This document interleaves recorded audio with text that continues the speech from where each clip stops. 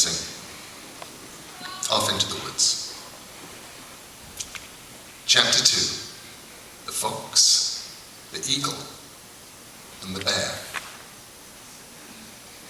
Odd was woken by something scratching against the heart.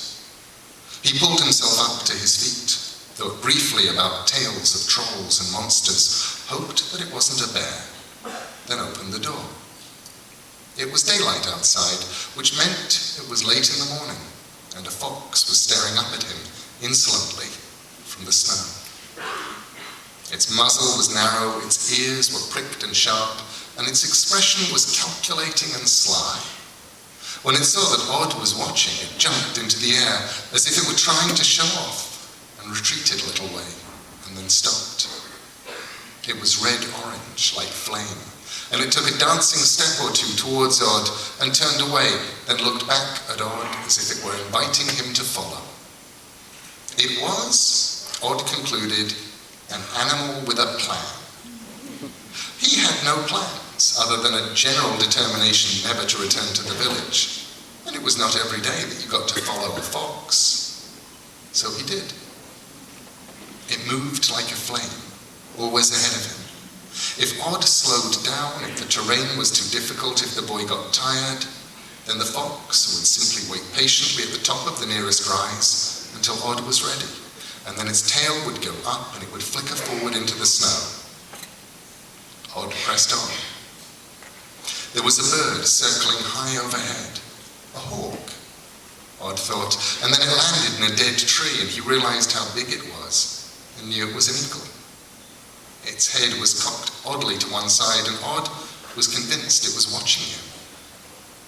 He followed the fox up a hill, and down another. Down was harder than up for Odd, in the snow with one bad foot and a crutch, and several times he fell. And then halfway up another to a place where a dead pine tree stuck out from the hill like a rotten tooth. A silver birch tree grew close beside the dead pine, and it was here that the fox stopped. A mournful bellow greeted them. The dead tree had a hole in one side, the kind that bees sometimes inhabit, and filled with honeycomb.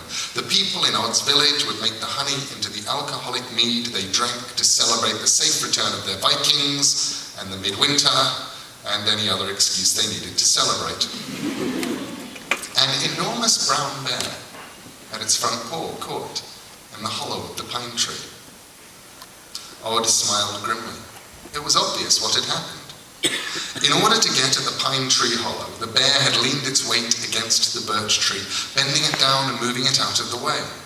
But the moment the bear had pushed its paw into the hole, it had taken its weight off the birch, which had snapped back, and now the bear was profoundly trapped. The animal bellowed once more, a deeply grumpy bellow. It looked miserable, but not as if it were about to attack. Warily, Odd walked towards the tree. Above him, the eagle circled. Odd unhooked his axe from his belt and walked around the pine tree. He cut a piece of wood about 6 inches long and used it to prop the two trees apart. He didn't want to crush the bear's paw. Then, with clean, economical blows, he swung the blade of his axe against the birch.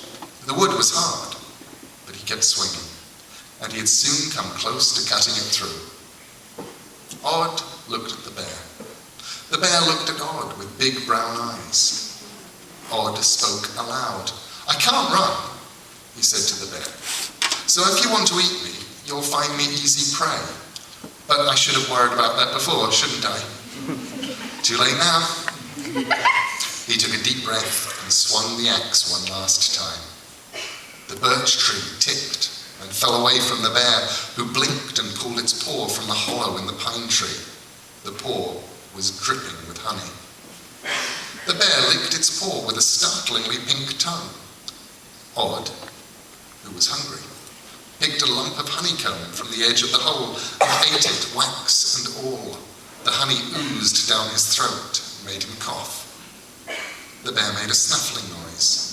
It reached into the tree, pulled out a huge lump of comb, and finished it off in a couple of bites. Then it stood up on its hind legs and it roared. Odd wondered if he was going to die now.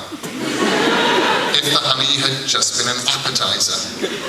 But the bear got down on all fours once more and continued single-mindedly to empty the tree of honey. It was getting dark. Odd knew it was time for him to head for home. He started down the hill and was almost at the bottom when he realized that he had absolutely no idea where his hut was. He had followed the fox to get here, but the fox was not going to lead him back. He tried to hurry, and he stumbled on a patch of ice and his crutch went flying. He landed face first in the hard snow. He crawled towards his crutch, and as he did so, he felt hot breath on the back of his neck. "Hello there," said Odd cheerfully. "You had better eat me. I'll be more use as bear food than I will be frozen to death on the ice." The bear did not seem to want to eat Odd. It sat down on the ice in front of him and gestured with its paw. "You mean it?" said Odd. "You aren't going to eat me?" The bear made a rumbling sort of noise in the back of its throat, but it was a gloomy noise and not a hungry noise, and Odd decided to chance his luck. Day could not get stranger, after all. He clambered onto the bear's back, holding his crutch with his left hand and clutching the bear's fur with his right.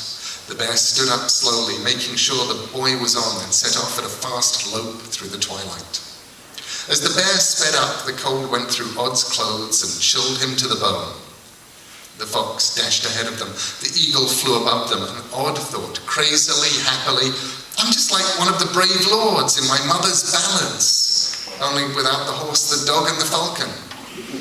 And he thought, "I can never tell anyone about this, because they won't believe it, because even I wouldn't believe it." Snow fell from branches as they brushed past and stung his face, but he laughed as they went. The moon rose, pale and huge and cold, but Odd laughed some more because his hut was waiting for him, and he was an impossible lord riding a bear, and because he was Odd. The bear stopped in front of Odd's hut, and Odd half climbed, half fell from the beast's back. He pulled himself up with his crutch, and then he said, "Thank you." He thought the bear nodded its head in the moonlight, but perhaps he imagined it. There was a crash of wings, and the eagle landed on the snow a few feet from Odd. It tipped its head on one side to stare at Odd with an eye the color of honey. There was nothing but darkness where its other eye should have been. He walked up to his door. The fox was already waiting there, sitting like a dog. The bear padded up to the hut behind him. Odd looked from one animal to the other. "What?" he said testily, although it was obvious what they wanted. And then, "I suppose you'd better come in," he said. He opened the door, and they came in.